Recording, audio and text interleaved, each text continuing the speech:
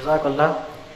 جناب فضل قریشی صاحب youth wing secretary وسط کے، ان سے گزارش ہے کہ وہ اسٹیج پر تشریف لائے۔ جناب فضل قریشی صاحب، اللہ کو تو وہ لوگ پسند ہے جو اس کی راہ میں اس طرح سب بستہ ہو کر لڑتے ہیں جیسا کہ کوئی شیشہ پلائی ہوئی دیوار ہے۔ اس کے بعد واقعہ بدر، اس عنوان کے تحت جناب سہیل امیر صاحب ہماری رہنمائی فرمائیں گے۔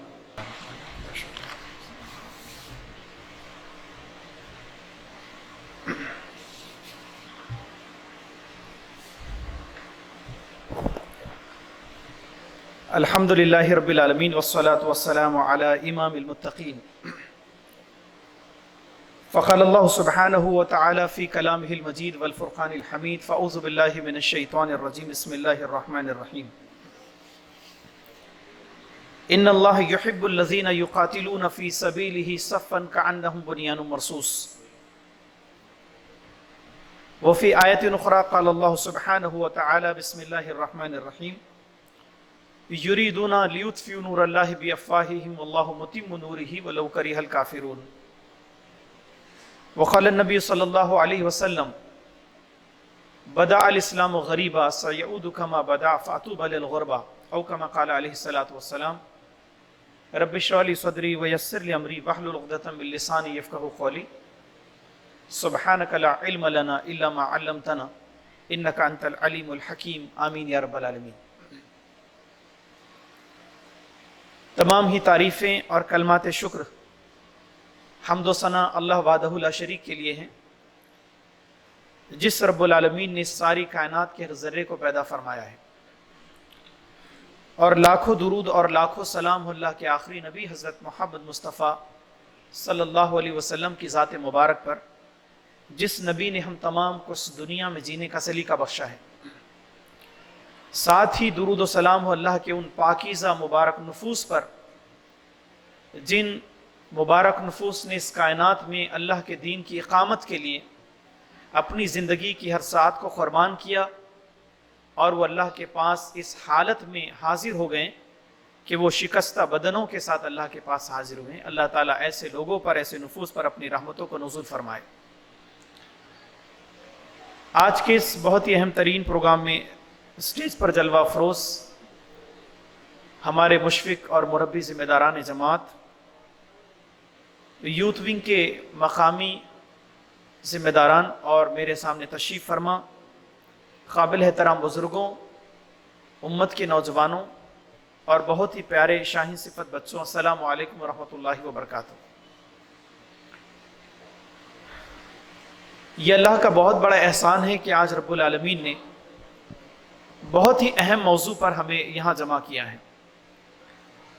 اور جس ماہ مبارک میں ہم تمام لوگ گفتگو کر رہے ہیں، یہ ماہ مبارک اللہ کی طرف سے بہت بڑی نعمت کی صورت میں امت مسلمہ کے لیے، اہل ایمان کے لیے ہے۔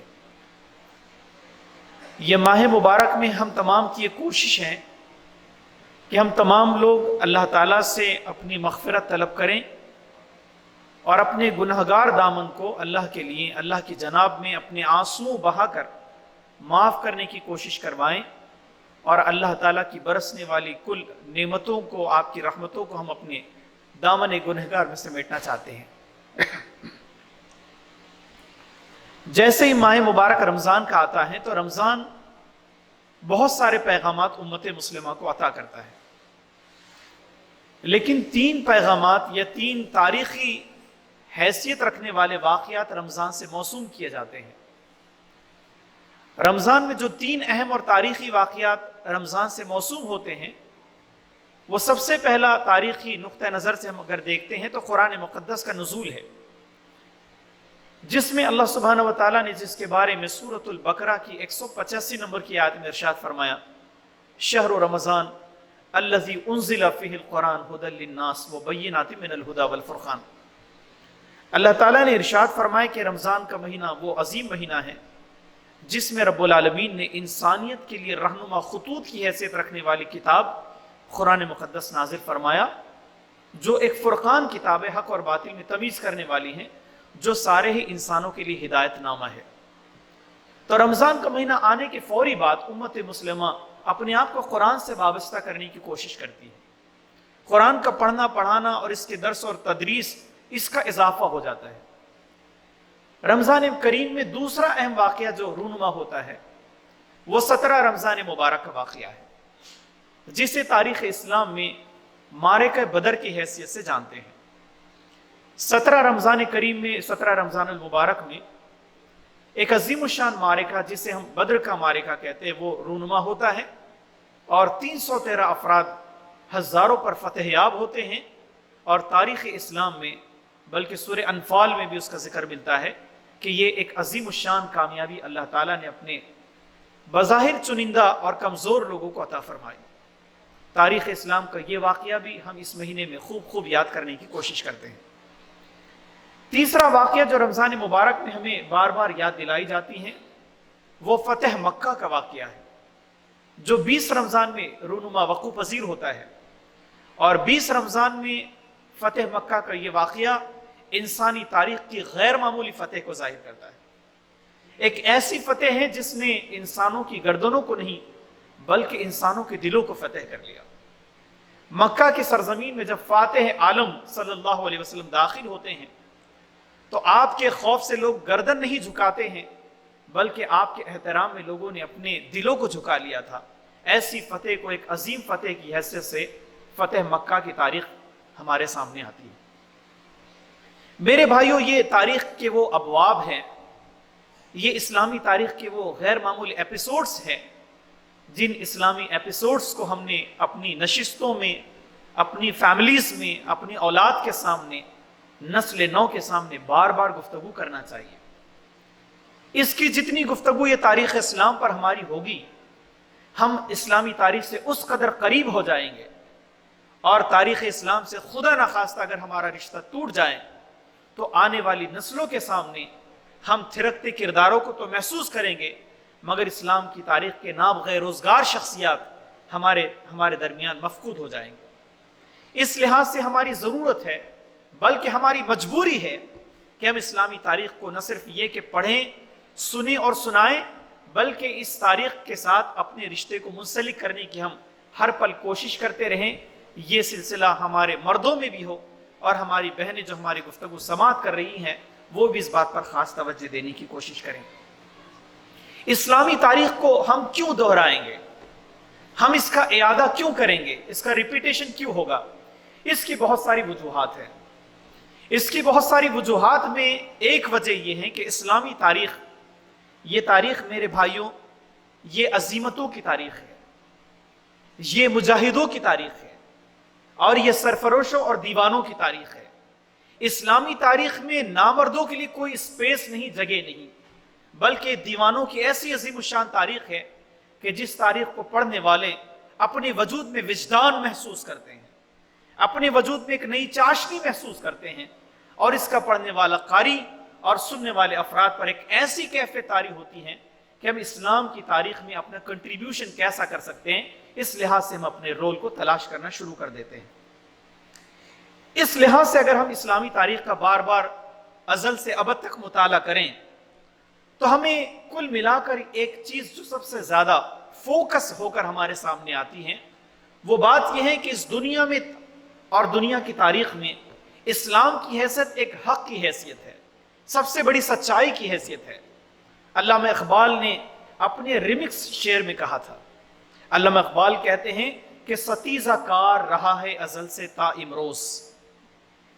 علامہ اقبال نے خوبصورت کہا، وہ کہتے ہیں ستیزہ کار رہا ہے ازل سے تا امروز، چراغ مصطفی سے شرار بولہبی است۔ علامہ اقبال کی زبان میں وہ یہ کہنا چاہتے ہیں کہ یہ جو باطل ہیں، یہ جو بولہبی شرارہ ہیں، جو مخالفت اسلام کے لیے اپنے آپ کو بہت ہی دمکتا ہوا محسوس کرتا ہے، اس کا مقابلہ دراصل چراغ مصطفی سے ہے۔ یہ نظام مصطفیٰ سے نبرد آزمائی چاہتے ہیں، اور اللہ تعالیٰ اس دنیا میں یہ فیصلہ کر چکا ہے کہ اس تاریخ انسانیت میں سب سے غیر معمولی غلبہ اگر کسی کو حاصل ہوگا تو اللہ کے دین کو، یعنی نظام مصطفیٰ کو حاصل ہوگا۔ یہ کوششیں ہر زمانے میں ہوتی رہی، ہر زمانے میں بولہبی شرارہ یعنی باطل طاقتیں اسلام سے نبرد آزما ہوتی رہی، اور یہ نظام مصطفیٰ سے نبرد آزما ہوتی رہی۔ اسلامی تاریخ اگر بہت پرانی تاریخ کو ہم بار بار پلٹنے کی کوشش کریں تو معلوم یہ ہوتا ہے کہ یہ بولہبی شراریں کبھی فرعون بن کر آئیں، کبھی حامان بن کر آئیں، کبھی قارون اور نمرود بن کر آئیں، اور ہر زمانے میں ان کا رول بدلتا گیا، ان کے چہرے بدلتے رہیں، ان کی کرسیاں بدلتی رہیں، مگر بولہبی شراروں کی کیفیت ہر زمانے میں ایک ہی دکھائی دیتی ہے۔ آج بھی ہم اپنے معاشرے میں دیکھتے ہیں یا پورے جغرافیکل کانٹیننٹس پر دیکھتے ہیں تو ہمیں محسوس یہ ہوتا ہے کہ آج بھی یہ شرارے نظام مصطفیٰ سے لڑنے کو اور بھیڑنے کو ہیں۔ ایسے حالات میں ہم کیا نصیحت اور کیا درس آج کے بدر کے پیغام سے لے کر جائیں گے، انشاءاللہ اس پر ہم کچھ بات کریں گے۔ میرے بھائیوں، اللہ کے نبی صلی اللہ علیہ وسلم نے جو ہی اپنی دعوت کا آغاز مکہ المکرمہ میں فرمایا تو اب تک لوگ یہ محسوس کرتے ہیں کہ اللہ کے نبی صلی اللہ علیہ وسلم کی حیثیت دنیا کے سامنے کیا ہے۔ ساری دنیا یک زبان مکہ المکرمہ کا ہر انسان، چاہے وہ بڑا ہو یا چھوٹا ہو، وہ یہ تسلیم کرتا تھا کہ اس ہمارے معاشرے میں سب سے زیادہ صادق، سب سے امین اور سب سے دیانتدار اگر شخصیت کوئی ہے تو محمد عربی صلی اللہ علیہ وسلم کی حیثیت ہے۔ اور اسی کے بینیفٹس میں اللہ کے نبی صلی اللہ علیہ وسلم نے جیسے ہی آپ کو نبی بنایا گیا تو آپ کوہ صفا کے اس ٹیلے پر چڑھے، لوگوں کو یا صباحہ کے نعرے سے بلایا، تمام لوگ جمع ہو گئے تو اللہ کے نبی صلی اللہ علیہ وسلم نے انہیں ایڈریس کیا۔ ایڈریس کرنے کے بعد پروفٹ نے جو حکمت آمیز الفاظ فرمائے، پروفٹ صلی اللہ علیہ وسلم نے فرمایا کہ اے لوگوں، میں اس بلند ٹیلے پر چڑھا ہوں، اگر میں آپ سے کہہ دوں کہ اس ٹیلے کی اس جانب میں تمہارے دشمن کچھ اور چیز ہے، کیا تم مجھ پر یقین کریں گے؟ تمام لوگوں نے جو جواب دیا تو وہ جواب یہ تھا کہ اے محمد عربی صلی اللہ علیہ وسلم، اس معاشرے کے سب سے صادق اور امین شخص کی حیثیت سے ہم آپ کو جانتے ہیں، ہم تم پر لبیک کہتے ہیں۔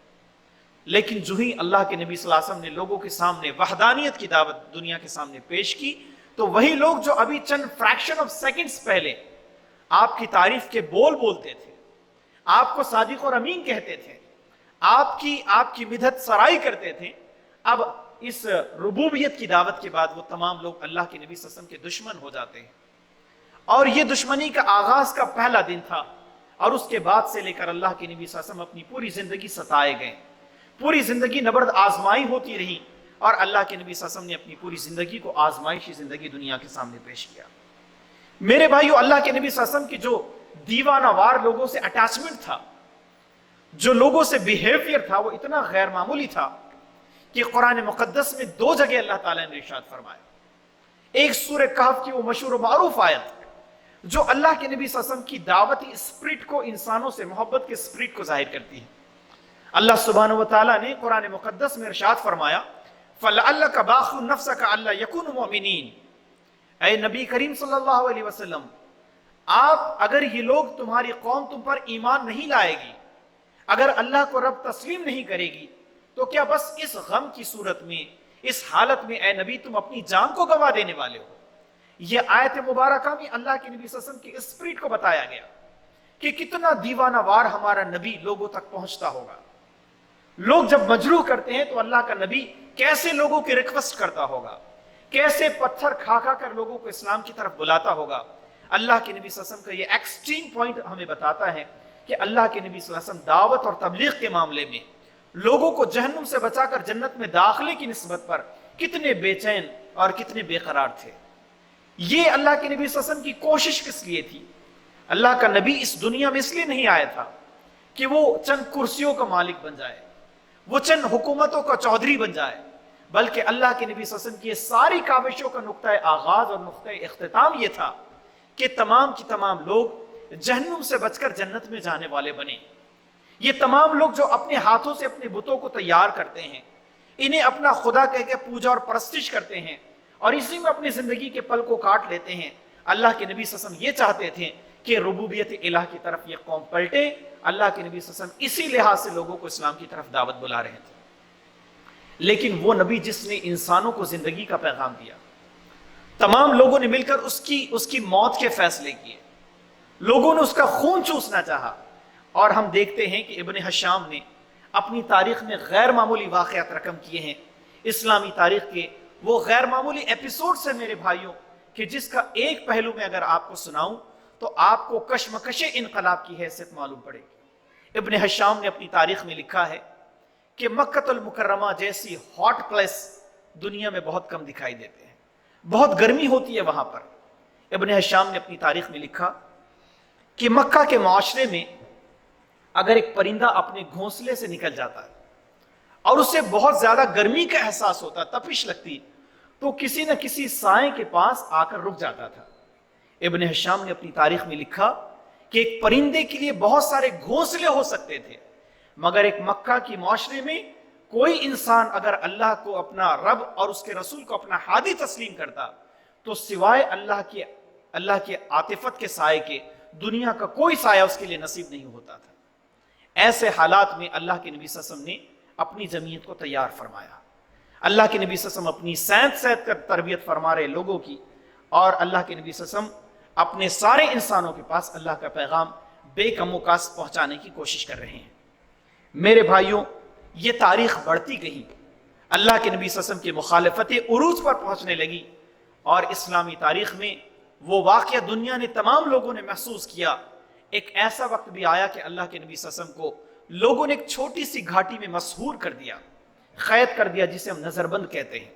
شعب ابی طالب کی گھاٹی اللہ کے نبی صلی اللہ علیہ وسلم کی زندگی کا وہ غیر معمولی ایپیسوڈ ہے میرے بھائیوں، جس کو پڑھنے کے بعد عاشقان مصطفیٰ اپنے دامن میں سر ڈال کر آنسو بہاتے ہیں۔ آپ اگر تاریخ کا مطالعہ کریں تو پتہ یہ چلتا ہے کہ شعب ابی طالب کی گھاٹی میں خاندان رسول موجود ہے۔ آپ خاندان رسول کے بچے تلملا رہے بھوک اور پیاس کے عالم میں، اور مکہ میں جب اس کی خبر ملتی ہے تو لوگ تالیاں بجاتے ہیں، لوگ مبارکباد دیتے ہیں، لوگ خوشیاں مناتے ہیں۔ اس نبی کا ایک ساماجک بائیکاٹ کیا جا رہا ہے جو نبی لوگوں کو جہنم سے نکال کر جنت کے راستے میں ڈالنا چاہتا ہے۔ یہ سارے قصے رقم ہوتے گئے، اور مخالفتیں جب عروج پر پڑ گئی تو اللہ کے نبی صلی اللہ علیہ وسلم بھی اپنی دعوت عروج پر لے جانے لگے۔ جیسے جیسے وقت بیتا گیا، اللہ کے نبی صلی اللہ علیہ وسلم کی ہجرت کا وقت قریب آنے لگا۔ تاریخ یہ بتاتی ہیں کہ حج بیت اللہ کی طرف لوگ حج کرنے کے لیے جب لوٹے، مختلف قافلے، مختلف گروپس لوگ آنے لگے، تو مدینہ سے بھی قبیلہ مکۃ المکرمہ میں آیا۔ ایک تاریخی شواہد اس بات پر ملتے ہیں کہ اللہ کے نبی صلی اللہ علیہ وسلم کی خدمت میں مدینہ کے 75 سلیکٹڈ لوگ تشریف لائیں، رات کے اندھیرے میں چھپتے چھپاتے تشریف لائیں، اور اللہ کے نبی صلی اللہ علیہ وسلم کی جناب میں آنے کے بعد کہا، اے محمد عربی صلی اللہ علیہ وسلم، ہمارا تعلق یثرب سے ہے، وی belongs to یثرب۔ یثرب مدینہ نبی کا پہلا نام تھا۔ وہ کہنے لگے کہ ہم مدینہ یعنی یثرب کی زمین سے آئے ہیں، اور ہمیں بار بار خبر ملتی ہے کہ مکہ واسی آپ جیسے نبی کی قدر نہیں کر پاتے۔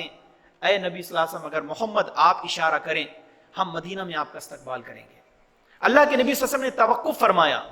آپ نے مدینہ کی سوسائٹی کی پوری گزرگاہوں کو اور اس کے جغرافیکل اسٹیٹس کو محسوس کیا، اور توقف فرمانے کے بعد اللہ کے نبی صلی اللہ علیہ وسلم نے اس بات میں جواب دیا، پازیٹیو جواب دیا، اور کہا ٹھیک ہے ہم اس بات پر غور کریں گے۔ اب یہ قافلہ جو 75 لوگوں کا 75 لوگوں کا ایک خاص وفد تھا، اس نے اللہ کے نبی صلی اللہ علیہ وسلم کے ہاتھ پر اس رات کے اندھیرے میں چھپتے چھپاتے بیعت کی۔ اس بیعت کو اسلامی تاریخ میں بیعت عقبہ ثانی کہا جاتا ہے۔ بیعت عقبہ ثانی میں لوگوں نے کہا آپ مدینہ تشریف لائیے، ہم انصار کی حیثیت آپ مہاجرین کا استقبال بھی کریں گے، اور آپ پر جو آنکھ اٹھائے گا ہم اس کی آنکھوں کا جواب دیں گے۔ لوگوں کا بیعت عقبہ ثانی میں یہ ایگریمنٹ کرنا، پروفٹ کے ساتھ یہ ایگریمنٹ کرنا، یہ ظاہر کر رہا تھا کہ یہ مدینہ کے واسی سارے عالم عرب کو اس بات کا پیغام دے رہے ہیں کہ ہم اللہ کے نبی صلی اللہ علیہ وسلم کا ساتھ دے کر تم تمام کی دشمنی کو مول لے رہے ہیں۔ یہ بیعت ہو گئی، بیعت عقبہ ثانی ہو گئی، یہ قرار پاس ہو گیا، اور اس ایگریمنٹ کے بعد اللہ کے نبی صلی اللہ علیہ وسلم نے اب ہجرت کا ارادہ، ہجرت کی منصوبہ بندی فرمائی۔ اللہ کے نبی صلی اللہ علیہ وسلم نے مختلف صحابہ کو الگ الگ اوقات میں مدینہ یعنی یثرب کی طرف ہجرت کرنے کا حکم فرمایا۔ دھیرے دھیرے صحابہ جانے لگے۔ اس کی جیسی جیسی خبر کفار اور مشرکین کو مکۃ المکرمہ میں ہونے لگی، کفار اور مشرکین نے ایک پلان بنایا۔ ان کا پلان یہ تھا کہ تمام مکہ کے قبیلے، چونکہ مکہ میں بہت زیادہ قبائلی نظام تھا، تمام قبیلوں سے ایک ایک ریپریزنٹیٹیو آئے گا، نیترتو کرنے والا نمائندہ آئے گا، اور تمام قبیلوں کے ہر نمائندے سے ایک بڑا جب وفد تیار ہو جائے گا تو ان لوگوں نے پلاننگ یہ کیا کہ اللہ کے نبی صلی اللہ علیہ وسلم کو یکبارگی میں آپ پر حملہ کیا جائے گا اور دنیا سے آپ کو رخصت کیا جائے گا۔ ایسی غیر معمولی بالکل شیطانی منصوبہ بندی کے ساتھ لوگوں نے پوری پلاننگ رچ دی اور اس کے بعد اللہ کے نبی صلی اللہ علیہ وسلم کی خوابگاہ پر تشریف لے گئے. آپ خوابگاہ پر تشریف لے گئے, اللہ کے نبی صلی اللہ علیہ وسلم رات میں آپ کا گھیراؤ کیا گیا. اللہ کے نبی صلی اللہ علیہ وسلم کو جیسے ہی آپ کے دروازے پر گئے, اللہ کے نبی صلی اللہ علیہ وسلم کو وحی کے ذریعے سے اس بات کا علم ہو گیا کہ ایسا ایسا منصوبہ کیا جا رہا ہے. اللہ کے نبی صلی اللہ علیہ وسلم نے تدبیر یہ فرمائی کہ حضرت علی کرم اللہ وجہ کو یہ حکم فرمایا کہ علی میرے بستر پر لیٹ جائیے. اب میں یہاں سے مدینہ یثرب کی طرف ہجرت کرتا ہوں, آپ میرے بستر پر لیٹے رہیں تاکہ کفار اور مشرکین کے اس وفد کو معلوم پڑے کہ محمد یہاں پر سوئے ہیں.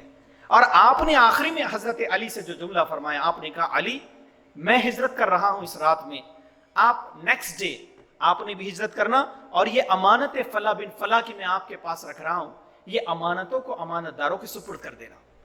تاریخ اسلام شاید اسے پڑھے گے, آج کی تاریخ میں اگر اس ماڈرن ورلڈ میں پڑھا جائے گا تو غیر معمولی امپیکٹس ہماری شخصیت پر ہوگے کہ جس کا مقابلہ دنیا کرنا چاہتی ہیں, لوگ یہ دیکھتے ہیں کہ اگر ہماری امانتوں کو کوئی امین ہو سکتا ہے تو وہ محمد عربی ہی ہو سکتے ہیں صلی اللہ علیہ وسلم.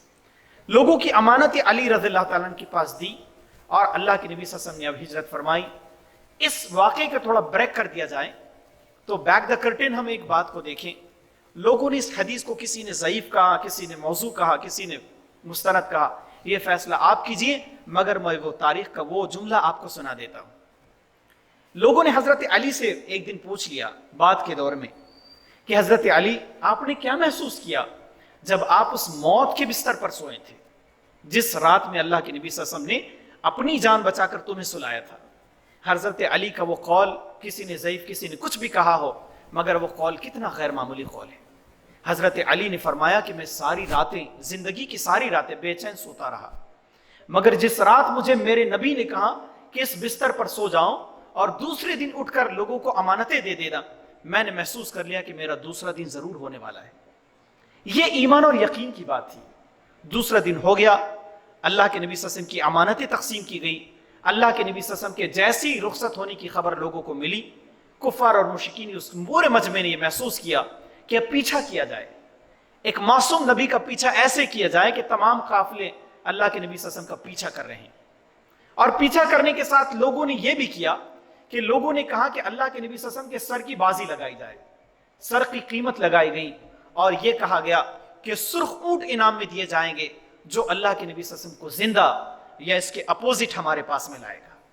اب لوگ پیچھا کر رہے ہیں محمد عربی صلی اللہ علیہ وسلم کا, اور یہ پیچھا صرف اللہ کے نبی صلی اللہ علیہ وسلم کی گردن کا نہیں کیا جا رہا ہے, بلکہ لوگ یہ پیچھا 100 سرخ اونٹوں کی طلب میں اور انعامات کی طلب میں اس محمد عربی صلی اللہ علیہ وسلم کے پیچھے پڑ گئے. اللہ کے نبی صلی اللہ علیہ وسلم کا اسٹریٹجیکل پوائنٹ میرے بھائیوں یہ بھی ڈسکس کرنے کے لیے بہت بڑا اسپیس ہونا چاہیے کہ جس میں اللہ کے نبی صلی اللہ علیہ وسلم نے مکہ سے یثرب جب ہجرت فرمائی تو آپ نے سادے راستے سے نہیں فرمائی, بلکہ آپ نے وہ بہت ہی دشوار گزار راستے کو سلیکٹ فرمایا. آپ کی رہنمائی کرنے والے ابھی اسلام میں نہیں آئے ہیں, ابھی مشرک ہیں, مگر آپ کا ساتھ دے رہے ہیں. آپ کے نقوش پا یعنی فٹ پرنٹس جو پڑھتے جاتے ہیں وہ آپ کے ساتھی وہ مٹاتے جاتے ہیں. اللہ کے نبی صلی اللہ علیہ وسلم کا قافلہ آگے بڑھ رہا ہے. تاریخ اسلام یہ بتاتی ہے میرے بھائیوں کہ وہ نبی نے اس قسم پرسی میں عالم میں ہجرت فرمائی. کیا سچویشن ہوگی, آپ انداز کیجئے کہ کس سچویشن میں اللہ کے نبی صلی اللہ علیہ وسلم نے ہجرت فرمائی. آپ کے سر کی بازی لگائی گئی, مگر کچھ تاریخ میں یہ لکھا ہے کہ دوران ہجرت یعنی مکہ سے یثرب جاتے وقت صرف اتنے سے اسپیس میں اللہ کے نبی صلی اللہ علیہ وسلم نے وہاں بھی دعوت کا کام کیا, اور لوگوں نے لکھا ہے کہ تقریباً 70, کسی اور روایتوں میں لکھا ہے کہ 75 نفوس نے اسلام قبول کیا. ایک دشمن اسلام جو اس زمانے میں دشمن اسلام تھے بعد میں محب اسلام بن گئے. اللہ کے نبی صلی اللہ علیہ وسلم کا پیچھا کرتے کرتے سرخ اونٹوں کی طلب میں, انعام کی طلب میں اللہ کے نبی صلی اللہ علیہ وسلم کو پا لیتے ہیں. اللہ کے نبی صلی اللہ علیہ وسلم کا پیچھا کرتے حملہ کرنا چاہتے ہیں. اللہ کے نبی صلی اللہ علیہ وسلم پلٹتے ہیں, اور پلٹنے کے بعد دشمن رسول سے کیسا خطاب کیا جاتا ہے. اب نبی اپنے دشمن سے خطاب کر رہے ہیں. اس خطاب میں حملہ نہیں کیا گیا, اس خطاب میں گالیاں نہیں بکی گئی, اور اس خطاب میں ملامت نہیں کیا گیا, بلکہ اللہ کے نبی صلی اللہ علیہ وسلم نے اس دشمن سے جو اس زمانے میں دشمن تھے جن کا نام سراقہ بن نوفل تھا, اللہ کے نبی صلی اللہ علیہ وسلم بڑے تحمل کے ساتھ پلٹتے ہیں اور کہتے ہیں سراقہ آپ سرخ اونٹ چاہتے ہیں اور اس سرخ اونٹوں کی بدولت محمد کا سر چاہتے ہیں. اے سراقہ اللہ کی قسم میں تو تمہارے ہاتھوں میں قیصر و کسرا کے کنگنوں کو دیکھتا ہوں. تاریخ میں لکھا ہے کہ سراقہ بن نوفل اس پورے ایپیسوڈ کو جو ہو رہا ہے ابھی سامنے، وہ آپ کے پیر دھسے جاتے ہیں، ڈسکشن ہوتا ہے، جو کچھ ہوتا ہے، کہتے ہیں کہ سراقہ بن نوفل کی دل کی دنیا بدل جاتی ہے۔ اب آپ اللہ کے نبی صلی اللہ علیہ وسلم کے سر کو لینے کے لیے گئے تھے، اب آپ اس سر کے غلام ہو جاتے ہیں، ایمان قبول کرتے ہیں۔ اور لوگوں نے لکھا کہ اللہ کے نبی صلی اللہ علیہ وسلم ایسے سفر کرتے ہیں، اللہ کے نبی صلی اللہ علیہ وسلم بالآخر مدینہ النبی میں پہنچتے ہیں۔ پہنچنے کے بعد اللہ کے نبی صلی اللہ علیہ وسلم نے لوگوں سے ایگریمنٹس کیے۔ یہ اسٹریٹجیکل پوائنٹ تھا یثرب کی زمین کا، کہ اسلام کو اسٹیبلش کرنے کے لیے ضروری تھا کہ جو اسلام میں آ گئے وہ انصار، جو جانے والے مہاجرین، اور جو نہیں آ سکے اللہ کے نبی صلی اللہ علیہ وسلم نے ان کے ساتھ ایگریمنٹس کیے، چھوٹے چھوٹے قبیلوں کے ساتھ ایگریمنٹس کیے، اور اس ساری آبادی کو اللہ کے نبی صلی اللہ علیہ وسلم نے مدینہ النبی کا نام دیا، اور وہاں پر اللہ کے نبی صلی اللہ علیہ وسلم نے ایک مدینہ یعنی اسلامک اسٹیٹ کا قیام فرمایا۔ میرے بھائیوں، اگر ہمارے ذہن میں یہ خیال پیدا ہوتا ہے کہ اپنی جان بچانے کے لیے ہجرت کی گئی تو یہ غلط خیال ہے۔ وقت کا نبی یہ چاہتا تھا، اپنی جان بچانا مطلوب نہیں تھا، بلکہ ہر ایک چیز کی ایک فطرت ہوتی ہے، جب تک وہ فطرت پر قائم ہے وہ اصل ہے، اور جب اپنی فطرت سے ہٹ جائے تو وہ نقل ہو جاتی ہے۔ اسلام کی فطرت میرے بھائیوں غلبہ ہے، اقتدار ہے، سربلندی ہے۔ اللہ کے نبی صلی اللہ علیہ وسلم یہ چاہتے تھے کہ اسلام کو پولیٹیکلی اور اصولی طور پر ڈیمونسٹریٹ کرنے کے لیے ایک اسلامک اسٹیٹ کا قیام کیا جائے، اور اللہ کے نبی صلی اللہ علیہ وسلم نے مدینہ کو منتخب فرمایا۔ اللہ کے نبی صلی اللہ علیہ وسلم میرے بھائیوں کسی مسجد کے ایک مصلی کے امام نہیں تھے، بلکہ اللہ کے نبی صلی اللہ علیہ وسلم دنیا کے بھی امام تھے۔ آپ نے مدینہ کو اس لیے سلیکٹ فرمایا کہ مکہ سے جتنے قافلے جاتے تھے وہ قافلے تجارت کے راستے دو طرف جاتے تھے، ایک تو جاتے تھے شام کی طرف یا پھر یمن کی طرف، یہ نارتھ کا ایریا ہوتا ہے، یہ نارتھ کا ایریا ہے، اور ساؤتھ میں مکہ پایا جاتا ہے۔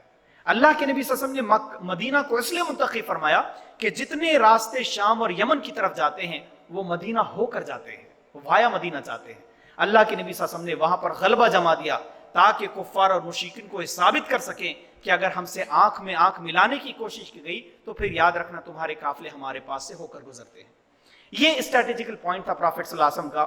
یہ مدینہ کی سوسائٹی بستی گئی، اور اللہ کے نبی صلی اللہ علیہ وسلم نے جیسی سوسائٹی بنائی، غلبہ اور اقتدار کا خواب اور لوگوں کو سپنے دکھائے، مکہ واسیوں نے اب اللہ کے نبی صلی اللہ علیہ وسلم سے نبرد آزمائی کے مختلف طریقے سیکھے۔ ہجرت کا دوسرا سال ہے، ہجرت ہونے کو 2 سال گزر چکے ہیں، اور دوسرے سال میں شام کے راستے سے ہوتے ہوئے یعنی نارتھ کے راستے سے ابو سفیان اپنی اشرفیوں سے لیس ایک قافلے کو لے کر مکہ جانے والے ہیں۔ ابو سفیان اسلام قبول نہیں کیے ہیں، یہ ابھی مشرکین کے سرداروں میں سے ہیں۔ ابو سفیان ایک بڑا سا لشکر، اشرفیوں سے لیس لشکر، وہ مکہ کی جانب لے جا رہے ہیں۔ اس میں اشرفیہ 50,000 ہے۔ اس 50,000 اشرفیوں کی آج کو اگر ہم دیکھیں آج کی تاریخ میں تو یہ تقریباً ایسا سمجھ لیجئے کہ 3.25 لاکھ کلو کے برابر یہ اشرفیہ ہوتی ہے۔ ایک بہت بڑا مال تجارت لے جا رہے ہیں۔ اب ان کے دل میں خیال پیدا ہوا کہ خدا نخواستہ اگر مدینہ سے حملہ ہو گیا تو یہ لشکر بھی چلا جائے گا، اشرفیہ بھی چلی جائے گی، اور ہمیں ذلت کا سامنا کرنا ہوگا۔ ابو سفیان نے اپنے مشرکین کے جو کانسیپٹ ہو سکتے ہیں، انہوں نے مکہ میں ایک میسج بھجوایا کہ یہ ہمارا قافلہ ذرا مشکل میں ہے، ہم کو کمک کی ضرورت ہے، اور مکہ سے ایک بڑی کمک آئے جو مدینہ سے نبرد آزمائی کریں اور ان سے بچا کر ہمارا قافلہ لے جائے۔ اللہ کے نبی صلی اللہ علیہ وسلم کو بھی اس بات کی اطلاع مل گئی۔ مکہ میں خبر پہنچنے کے بعد مکہ واسیوں نے ایک شورا متعین فرمائی، انہوں نے شورا کی۔ اس شورا میں بڑے بڑے اسلامی ہسٹری کے ویلنس، جسے ہم عتبہ، شیبہ، ابو جہل، ابو لہب اور اس قسم کے سارے ویلنس جمع ہو گئے۔ انہوں نے ایک مشورہ کیا، اور مشورے میں یہ پایا کہ ایک بڑے لشکر کے ساتھ مدینہ پر چڑھائی کریں گے۔ اللہ کے نبی صلی اللہ علیہ وسلم کو وحی کے ذریعے جب اس کا خبر ہوتی ہے، اللہ کے نبی صلی اللہ علیہ وسلم اس قافلے سے نبرد آزمائی کے لیے اپنی فوج تیار کرتے ہیں۔ اللہ کے نبی صلی اللہ علیہ وسلم نے لوگوں کو جمع فرمایا، اور لوگوں نے لکھا ہے کہ ہجرت مدینہ کے بعد سب سے بڑا شورائی میٹنگ جو اللہ کے نبی صلی اللہ علیہ وسلم نے بلائی وہ سن 2 ہجری میں بلائی، جس میں تمام انصار، تمام مہاجرین موجود ہے۔ ابھی حافظ صاحب جو آپ کے سامنے تلاوت کر رہے تھے وہ سورہ انفال کی آیت تھی، جس میں اللہ رب العالمین نے اس آیت کا ذکر فرمایا کہ اللہ رب العالمین نے تم سے یہ وعدہ فرمایا کہ 2 لشکروں میں سے ایک لشکر آپ کا مقدر فرمائے گا۔ 2 لشکر یعنی مکہ سے آنے والا، یا دوسرا وہ جو شام سے آنے والا جو 50,000 اشرفیوں سے لیس ہے۔ اللہ نے وعدہ فرمایا، اللہ کے نبی صلی اللہ علیہ وسلم نے تمام لوگوں کو جمع کرنے کے بعد لوگوں کے سامنے تجویز رکھی، ایک شورائی نظام تھا، لوگوں سے مشورہ طلب کیا کہ دیکھیے دو لشکر ہمارے سامنے ہیں، ایک مکہ والا لشکر ہے اور دوسرے لشکر شام کا لشکر ہے۔ اب اللہ کے نبی صلی اللہ علیہ وسلم نے مشورہ دیا، مشورہ طلب کیا کہ اب ہم کیا کریں۔ تمام لوگوں نے سر جوڑ کر اس میں مشورہ دینا شروع کیا۔ کہتے ہیں کہ سب سے پہلا مشورہ حضرت ابو بکر صدیق رضی اللہ تعالیٰ نے دیا، حضرت ابو بکر صدیق رضی اللہ تعالیٰ نے دیا۔ دوسرا مشورہ حضرت عمر رضی اللہ تعالیٰ نے دیا، دیگر صحابہ کرام مقداد رضی اللہ تعالیٰ نے دیا، اور لوگ مشورہ دیتے رہیں۔ اب یہ جتنے نام ہم نے آپ کو گنائے ہیں یہ سب مہاجرین صحابہ ہیں جو مکہ سے مدینہ آئے تھے۔ اللہ کے نبی صلی اللہ علیہ وسلم اتنے بڑے بڑے مشورے سننے کے بعد، حوصلہ افزائی سننے کے بعد، آپ کے چہرے پر خوشی کی کوئی رمق نہیں دکھائی دے رہی تھی۔ اب یہ بات مدینہ واسی جو کہ انصار تھے سمجھ گئے۔ انصار صحابہ نے فرمایا، ایک صحابی اٹھے اور انہوں نے کھڑے ہو کر ایک تقریر کی اللہ کے نبی صلی اللہ علیہ وسلم کی جناب میں، اور انہوں نے کہا لگتا ہے اللہ کے نبی صلی اللہ علیہ وسلم کو انصار کی طرف سے جواب چاہیے۔ جب انہوں نے تقریر کی اور تقریر کے الفاظ یہ تھے، انہوں نے کہا اللہ کے نبی صلی اللہ علیہ وسلم، اللہ کی قسم ہم آپ کو سچا نبی مانتے ہیں، آپ اگر کسی سمندر کے دہانے پر کھڑے ہو کر اپنا اونٹ یا اپنا گھوڑا اس سمندر میں ڈال دے تو اللہ کی قسم ہم ایک ذرہ برابر تعامل نہیں کریں گے، ہم بھی سمندروں میں چھلانگ لگا دیں گے۔ اے اللہ کے نبی صلی اللہ علیہ وسلم آگے بڑھیے، ہم تمام کی تمام لوگ آپ کے ساتھ ہیں۔ موسیٰ کی قوم نہیں ہے، جس موسیٰ کی قوم نے کہا تھا کہ تم اور تمہارا نبی جاؤ، ہم تو آپ کے صحابہ ہیں۔ اللہ کے نبی صلی اللہ علیہ وسلم مسکراتے ہیں، آپ خوش ہو جاتے۔ ایک لشکر جرار کا مقابلہ کرنے کے لیے ایک چھوٹی سی جمعیت تیار ہوتی ہیں۔ مکہ واسیوں کا 1000 سے زائد لوگوں کا لشکر ہے، ایک روایت میں 1300 افراد ملتے ہیں اور دوسری روایت میں ملتا ہے کہ 1000 سے زیادہ لوگوں کا لشکر وہاں بن گیا، اور اللہ کے نبی صلی اللہ علیہ وسلم کے صحابی جو تھے یہ 313 صحابی جمع ہو گئے۔ یہ 313 جب صحابہ رضی اللہ تعالیٰ اپنا رخت سفر باندھ رہے ہیں تو میرے بھائیوں اس تاریخ کے ایپیسوڈ کو ذرا غور کیجئے۔ I think beyond imagination we can't imagine this situation۔ وہ کیسے مقابلے کے لیے جا رہے ہیں؟ ہزاروں سے مقابلہ کرنے کے لیے یہ 313 کا جو لشکر عظیم ہے یہ کس حالت میں ہے؟ میرے بھائیوں اگر 313 افراد کو زوم کر دیکھیں آپ تو زوم کرنے کے بعد ایک ایک فرد اپنی انفرادیت کو ظاہر کر رہا ہے۔ ایک صاحب نے خوبصورت کہا تھا، وہ کہتے ہیں کہ کس کس کا انتخاب کروں، کس کو چھوڑ دوں۔ زوم کیجئے 313 میں ایک ایک فرد کو زوم کیجئے، وہ کہتے ہیں کس کس کا انتخاب کروں، کس کو چھوڑ دوں، جو ذرہ جس جگہ ہے وہی آفتاب ہے۔ کسی کے ہاتھ میں تلوار نہیں، کسی کے ہاتھ میں ذرہ بختر نہیں، کسی کے ہاتھ میں بچنے کے لیے ڈھال نہیں، بلکہ کچھ روایتوں میں یہ بات ملتی ہے کہ صرف 2 تلواریں، اور کسی میں لکھا ہے کہ 6 تلواریں اس لشکر میں موجود تھی۔ جن کے پاس ذرہ بختر موجود نہیں، جن کے پیٹوں پر پتھر بندھے ہیں، جو بحالت روزہ آگے بڑھ رہے ہیں، اور کچھ روایتوں میں یہ بات ملتی ہے کہ جن کے پاس تلوار نہیں تھی ان لوگوں نے کھجور کے پیڑ سے ڈنڈے توڑ لیے تھے، کھجور کی ٹہنیاں توڑ لی تھی، اور کھجور کی ٹہنیوں کے ساتھ 1000 لوگوں کا مقابلہ کرنے کے لیے وہ آگے بڑھ رہے تھے۔ اللہ کے نبی صلی اللہ علیہ وسلم نے حوصلہ ہمت بڑھایا۔ اب بدر کے مقام پر جب پہنچے تو بدر کے مقام پر پہنچنے کے بعد اللہ کے نبی صلی اللہ علیہ وسلم نے اپنے صحابہ کو سٹ کیا، کنویں بند کیے، باغات پر اپنا قبضہ جمایا، اور صحابہ کو سٹ کرنے کے بعد اللہ کے نبی صلی اللہ علیہ وسلم اپنے متعینہ خیمہ میں چلے گئے۔ اللہ تعالیٰ نے سورہ انفال میں 35 نمبر کی ورس میں اس کا ذکر فرمایا۔ اللہ تعالیٰ نے ارشاد فرمایا کہ یاد کیجیے اس وقت کو جب اللہ تعالیٰ نے آسمان سے مہ یعنی بارش کی بوندیں برسائی۔ یہ صحابہ کافی دور ہے مدینہ سے، بدر کا یہ جو گراؤنڈ ہے بہت دور ہے، تھک چکے تھے سارے صحابہ۔ اللہ فرماتا ہے کہ ہم نے بارش کی بوندیں برسائی اور تم نہیں دیکھتے کہ اللہ تعالیٰ نے تمہیں ایک سکون کی نیند کے ساتھ سلا دیا۔ جب تم سو رہے تھے تو اللہ تعالیٰ نے خواب میں تمہیں یہ تمہاری حیثیت کو عبقری بنا دیا، اور باطل کی فوج کو تمہارے سامنے نیست اور نابود کرنے کے فیصلے اللہ تعالیٰ نے خواب میں بتائے۔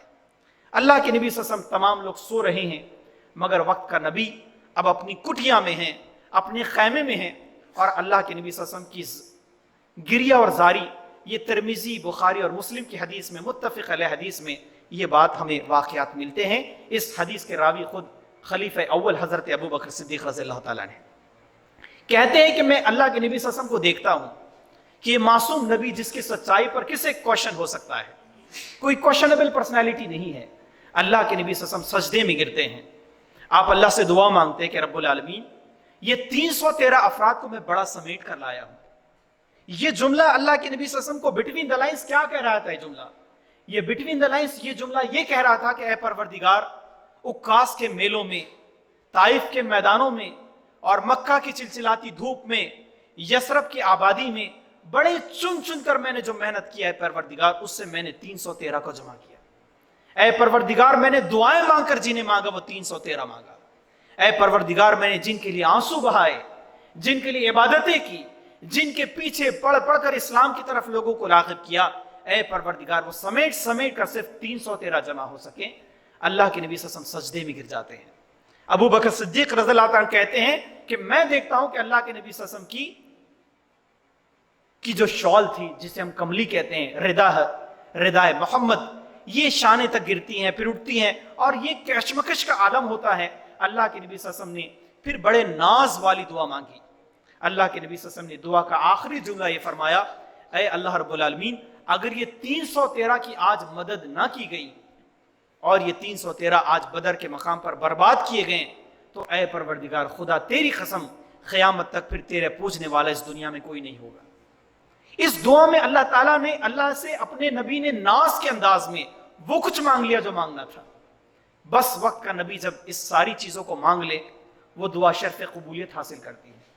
وہ کہتے ہیں ابو بکر صدیق رضی اللہ تعالیٰ کہ کافی دیر سے اللہ کے نبی صلی اللہ علیہ وسلم رو رہے تھے، زار و قطار آنسو بہ رہے تھے، آپ پر سختہ طاری ہو گیا تھا، مگر کچھ دیر کے بعد سجدے سے اٹھتے ہیں اور مسکراتے ہیں. ابو بکر کہتے ہیں اللہ کے نبی صلی اللہ علیہ وسلم یہ کیا پوزیشن ہے؟ اللہ کے نبی صلی اللہ علیہ وسلم نے فرمایا ابو بکر نہیں دیکھتے کہ اللہ تعالیٰ آسمان سے اپنے فرشتے مدد کے لیے بھیج رہا ہے. اللہ رب العالمین نے پھر وہ سارا واقعہ سچا ہو گیا. دوسرا دن آتا ہے، اب محاذ آرائی ہوتی ہیں، یکے بعد دیگرے آمنا سامنا ہے. اس زمانے کی جنگیں مردانہ وار ہوتی تھی، لوگ آمنے سامنے کا مقابلہ کرتے ہیں. اس ماڈرن اور سویلائز ورلڈ میں لوگ نامردی کی جنگیں لڑتے ہیں، نہتوں پر بم برساتے ہیں، سیریا بناتے ہیں، افغان بناتے ہیں اور فلسطین بنا دیتے ہیں. یہ جنگ نامردوں کی جنگ ہے. پہلی جنگیں مردانہ وار ہوتی تھی. میدان جنگ تیار ہو گیا. یہاں پر خلیفہ وقت بھی اللہ کے نبی صلی اللہ علیہ وسلم بھی موجود ہے اور سامنے کفار کی فوج ہے. اب کفار کی فوج سے 3 لوگ منتخب کیے گئے کہ مسلمانوں سے مقابلے کے لیے آگے بڑھیں. 3 لوگوں میں جو نام ملتے ہیں وہ ایک نام ہے عتبہ کا، عتبہ بن ربیعہ. دوسرے ان کے بھائی ہیں جنہیں شیبہ کہا جاتا ہے، اور دوسرے ان کے بیٹے ہیں جنہیں ولید کہا جاتا ہے. یہ تینوں سامنے آئے اور انہوں نے چیلنج کیا کہ اب مسلمانوں کی فوج سے ہمارے برابر کے آپ 3 لوگوں کو بھیجیے. جیسے ہی چیلنج کرنا تھا اللہ کے نبی صلی اللہ علیہ وسلم نے اشارہ فرمایا. 3 انصاری صحابہ رضی اللہ تعالیٰ میدان میں آئے. ان تینوں نے پوچھا کہ آپ کون ہیں؟ وہ تینوں نے کہا ہم انصاری ہیں. انہوں نے کہا آپ سے ہمارا مقابلہ نہیں، آپ تو شیتکری لوگ ہیں، آپ تو کسان ہیں، فارمرز ہیں، اور ہمارا مقابلہ انصاریوں سے نہیں ہم کریں گے، ہمارا مقابلہ تو ہمارے جیسے لوگوں سے، انہیں مکہ والوں سے ہوگا. اللہ کے نبی صلی اللہ علیہ وسلم نے اشارہ فرما کر انہیں بلا لیا.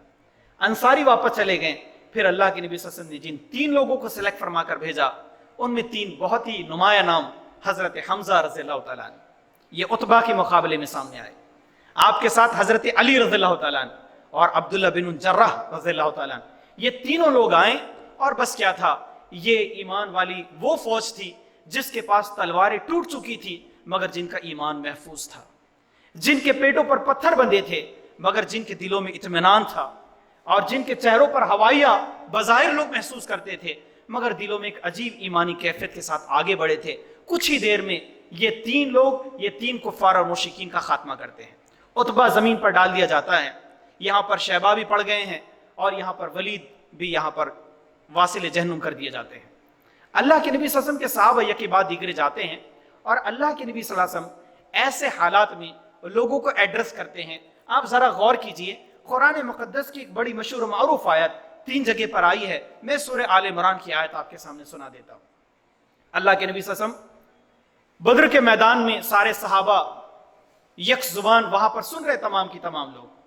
اللہ کے نبی صلی اللہ علیہ وسلم صحابہ کو ایڈریس کر رہے ہیں، خطاب کر رہے ہیں، اور خطاب کے انداز میں اللہ کے نبی صلی اللہ علیہ وسلم نے سورہ آل عمران کی آیت کریمہ پڑھی. سورہ آل عمران کی وہ آیت جس میں اللہ نے فرمایا وَسَارِعُوا إِلَى مَغْفِرَةٍ وَجَنَّةٍ عَرْضُهَا السَّمَاوَاتِ وَالْأَرْضُ اُعِدَّتْ لِلْمُتَّقِينَ.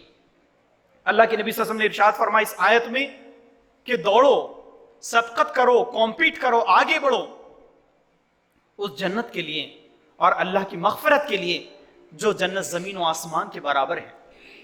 मेरे भाइयों, रुक कर ये वाक़या ज़रूर सुनिए आप कि जैसे अल्लाह के नबी सल्लल्लाहु अलैहि वसल्लम ने सूरह आल इमरान की यह आयत पढ़ी, एक सहाबी के बारे में मिलता है कि वो सहाबी के हाथ में खजूरें थी और वो खजूरें खाना चाहते थे।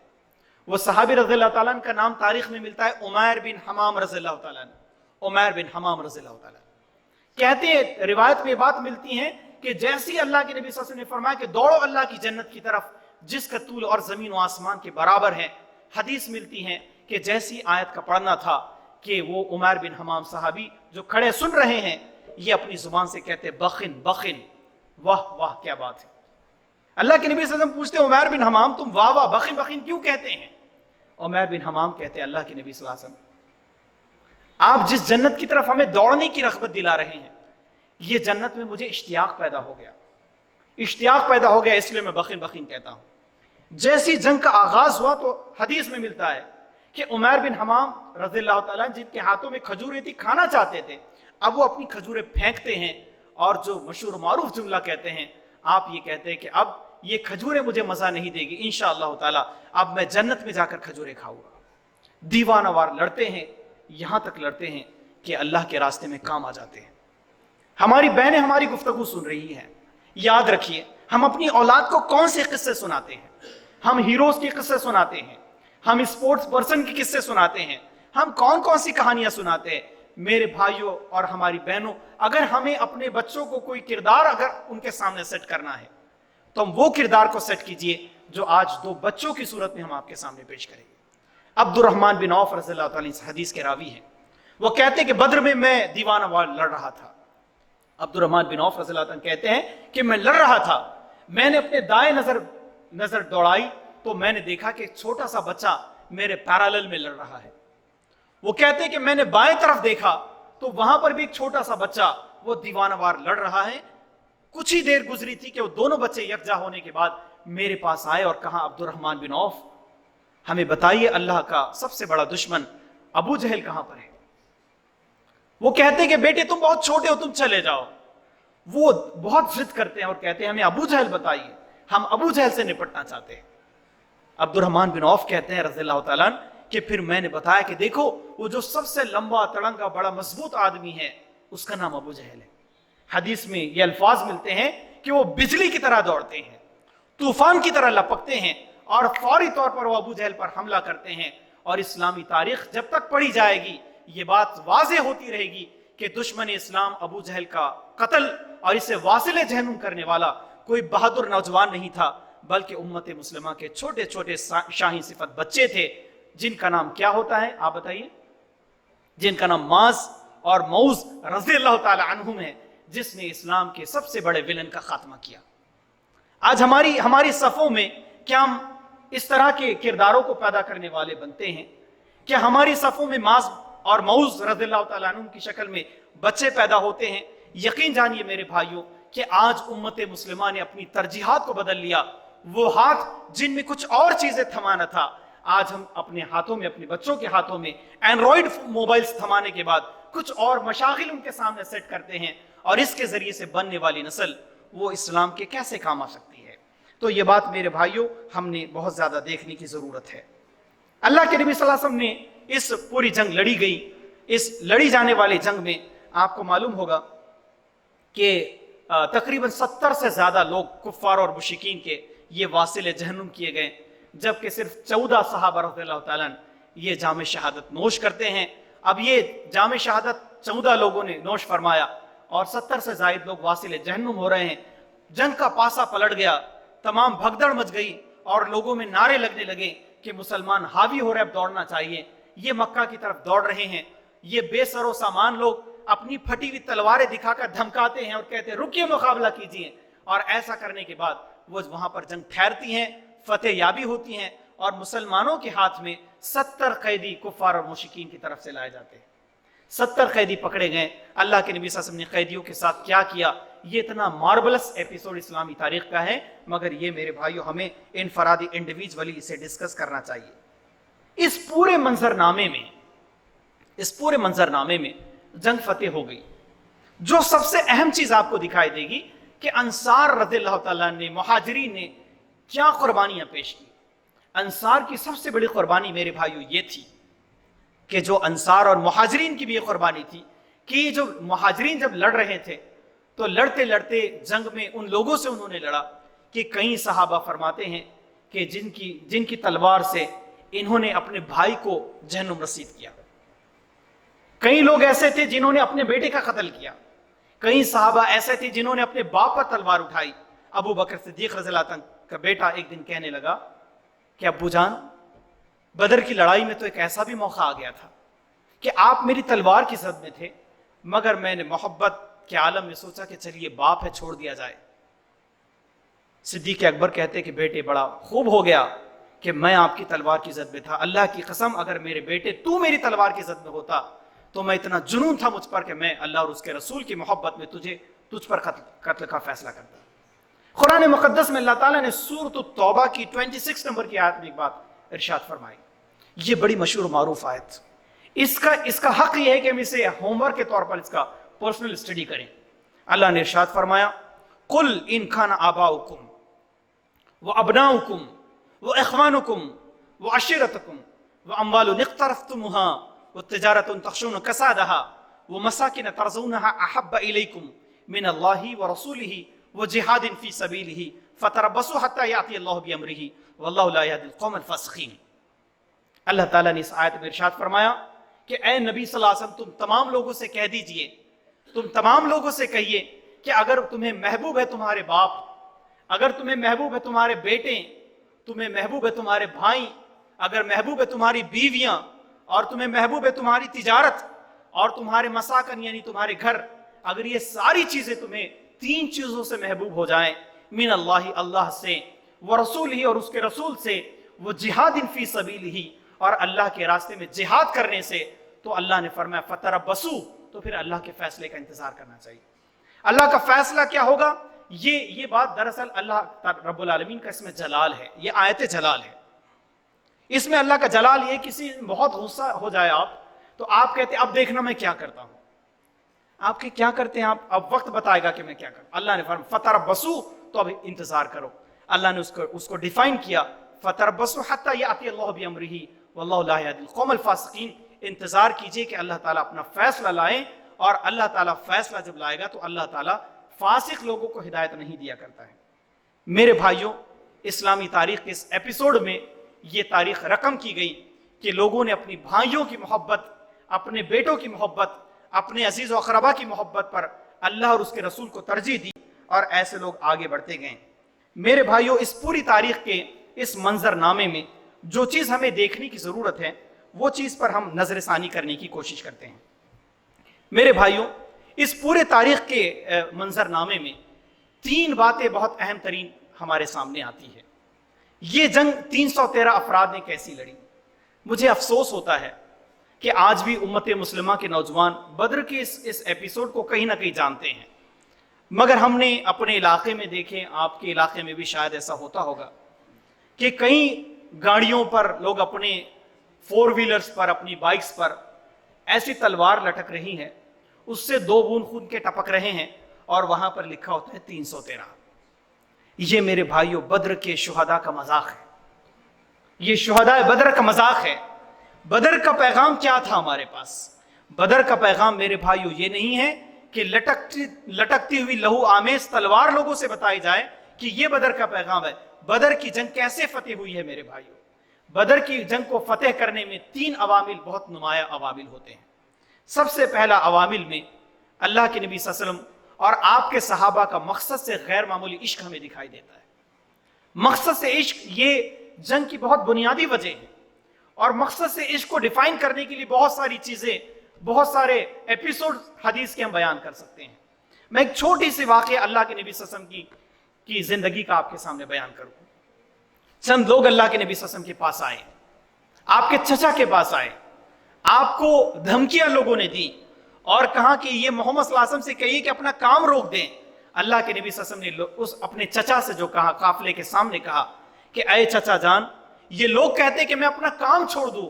اللہ کی قسم، یا تو محمد یہ کام کرتے کرتے اپنی زندگی ختم کر لے گا، یا یہ کام کرتے کرتے یہ کام نافذ ہو جائے گا، اس کام کو ہم نہیں چھوڑیں گے۔ اللہ کے نبی صلی اللہ علیہ وسلم نے جو مشہور و معروف جملہ کہا، آپ نے فرمایا کہ پوری دنیا مل کر اگر میرے ایک ہاتھ میں سورج اور دوسرے میں چاند دے دے تو اللہ کی قسم میں اپنے کام سے باز نہیں آ سکتا۔ کتنا غیر معمولی اپنے مشن سے، اپنے آبجیکٹو سے اور اپنے ایم سے یہ اٹیچمنٹ ہے، یہ ظاہر کرتا ہے میرے بھائیوں آج بھی ہمیں اپنے مقصد سے یہی عزم کے ساتھ وابستہ ہونا چاہیے۔ دوسرا عوامل میں جو دوسری چیز ہمیں ملتی ہے وہ جذبہ شہادت ہے اور شوق شہادت ہے۔ شوق شہادت صحابہ رضی اللہ تعالیٰ اس قدر زیادہ تھا کہ ایک واقعہ احد کے موقع کا ہے۔ اللہ کے نبی صلی اللہ علیہ وسلم کے صحابہ جنگ لڑ رہے ہیں، احد کا موقع ہے۔ ایک صحابی رضی اللہ تعالیٰ آگے بڑھ رہے ہیں، دیوانہ وار دشمنوں کی فوج میں جا رہے ہیں، دوسرے صحابہ آپ کی پیٹھ پر پشت پر ہاتھ رکھتے ہیں اور کہتے ہیں کہ سنبھل کر جائیے۔ وہ ان کو جھٹکتے ہیں اور وہ کہتے ہیں کہ مجھے روکنے کی کوشش مت کیجیے، اس لیے کہ اللہ کی قسم مجھے احد کے اس پہاڑ کی جانب سے جنت کی خوشبو محسوس ہوتی ہے۔ حدیث میں ملتا ہے کہ جو لباس انہوں نے پہنا تھا وہ لباس تھا جو لوگ مرنے کے بعد کفن پہنتے ہیں۔ جو خوشبو صحابی نے لگائی تھی وہ خوشبو وہ تھی جو مرنے کے بعد کافور لگایا جاتا ہے۔ یہ میرے بھائیو شوق شہادت کی بات ہے۔ ایک جنگ کے موقع پر اللہ کے نبی صلی اللہ علیہ وسلم نے اپنے صحابہ کو بھجوایا۔ اس جنگ کے سالار جو ہیں وہ سالار دراصل سلمان فارسی رضی اللہ تعالیٰ عنہ۔ سلمان فارسی رضی اللہ تعالیٰ عنہ ایک جنگ کے موقع پر کفار اور مشرکین آمنے سامنے فوجیں موجود ہے۔ اللہ کے نبی صلی اللہ علیہ وسلم کے یہ صحابی کفار کو ایڈریس کر رہے ہیں۔ کفار کو ایڈریس کیسے کیا جاتا ہے؟ کفار سے کہتے ہیں کہ کفار اور مشرکین کی فوج، یاد رکھو سلمان فارسی نے مشرکین کی فوج کو خطاب کیا اور سلمان فارسی کہتے ہیں کہ کفار اور مشرکین یاد رکھنا میں اپنے ساتھ ایسے فرزندانوں کی فوج کو ساتھ لایا ہوں جو موت سے اسی طرح سے محبت کرتے ہیں جس طرح تم زندگی سے محبت کرتے ہیں۔ یہ شوق شہادت میرے بھائیوں جب انسانوں کی زندگی میں سوار ہو جاتا ہے تو غیر معمولی واقعات ہمارے سامنے آتے ہیں۔ ایک واقعے میں حضرت کعب بن مالک رضی اللہ تعالیٰ شہید ہو رہے ہیں اور شہید ہوتے ہوتے آپ جب کہتے ہیں فزت ورب الکعبہ، یعنی اے کعبے کے رب تیری قسم میں کامیاب ہو گیا، تمام کفار و مشرکین اس کامیابی پر یک زبان ڈسکس کرتے ہیں اور دیکھتے ہیں کہ کون سی کامیابی کا کانسیپٹ ہے جو مسلمانوں کے پاس ہے۔ تیسری چیز میرے بھائیوں اپنے رب پر کامل اعتماد ہے۔ اللہ سبحانہ و تعالیٰ نے قرآن مقدس میں یقین دلایا امت مسلمہ کو کہ اس دنیا میں غلبہ اور اقتدار اگر کسی کا ہوگا تو امت مسلمہ کا ہوگا۔ میرے بھائیوں یہ بدر کا پیغام امت مسلمہ کو اس اعتبار سے بھی ایڈریس کرتا ہے کہ آج جس ماحول میں آج ہند میں مسلمان جی رہے ہیں، انڈیا میں مسلمانوں کی جو صورتحال بن رہی ہے وہ بہت ڈپریشن کی جانب جا رہے ہیں۔ ہم ڈپریس ہوتے جا رہے ہیں اور لوگ ڈپریس کرنے کے لیے کبھی 2021 کی ہمیں دھمکی دیتے ہیں، کبھی اسپشٹ بہومت بھارت کی بات کرتے ہیں، کبھی سنویدھان کی تبدیلی کی بات کرتے ہیں اور امت مسلمہ چاہتے نہ چاہتے ڈپریس ہو رہی ہے۔ میرے بھائیو امت مسلمہ اس انسانی تاریخ میں کبھی ڈپریس امت کی حیثیت سے زندگی نہیں گزارتی ہے۔ قرآن مقدس میں اللہ سبحانہ و تعالیٰ نے سورۃ الصف کی 7 نمبر کی آیت نازل فرمائی۔ اللہ نے اس آیت میں ارشاد فرمایا یریدون لیطفئوا نور اللہ بافواہہم واللہ متم نورہ ولو کرہ الکافرون۔ اللہ نے فرمایا کہ تمام دنیا مل کر اپنے ایمونیشنز کے ساتھ، اپنی طاقت کے ساتھ، اپنے غلبہ اور اقتدار کے ساتھ ساری دنیا یریدون لیطفئوا نور اللہ بافواہہم، یہ ساری دنیا اپنے منہ کی پھونکوں سے اللہ کے نور کو بجھانا چاہتی ہیں۔ واللہ متم نورہ، اور اللہ نے یہ فیصلہ کیا کہ اللہ اپنا نور پورا پھیلائے گا۔ یاد رکھیے میرے بھائیو انشاءاللہ تعالی یہ جو نور آج ہمارے درمیان ہے، امت مسلمہ کے بچے بچے کے سینوں میں موجود ہے، یہ نور کی شمع کا فروزہ کرنے والا خود اللہ کی ذات ہے۔ ایک شاعر نے 2 مصروں میں کتنی خوبصورت بات کہی تھی، وہ کہتے ہیں نور خدا ہے کفر کی حرکت پہ خندزن۔ بڑی خوبصورت بات لگتی ہے ہم کو یہ۔ وہ کہتے ہیں نور خدا ہے کفر کی حرکت پہ خندزن، پھونکوں سے چراغ بجھایا نہ جائے گا، اور فانوس بن کے جس کی حفاظت ہوا کریں وہ شمع کیا بجھے جسے روشن خدا کرے۔ یہ شمع میرے بھائیوں جو آج اہل ایمان کے پاس ہے، اس کا فروزہ کرنے والا اللہ کی ذات ہے۔ یہ بدر کا پیغام ہمیں اس بات کی یاد دہانی کراتا ہے کہ بدر کے 313 افراد نے ہزاروں پر فتح یابی حاصل کی ہے۔ انشاءاللہ تعالی اللہ پر اعتماد کے ساتھ ہمیں ہند میں بھی زندگی گزارنا ہے اور دنیا عالم کے ساتھ زندگی گزارنا ہے، ڈپریس نہیں ہونا ہے، بلکہ پورے عزائم کے ساتھ دنیا کا مقابلہ کرنا ہے۔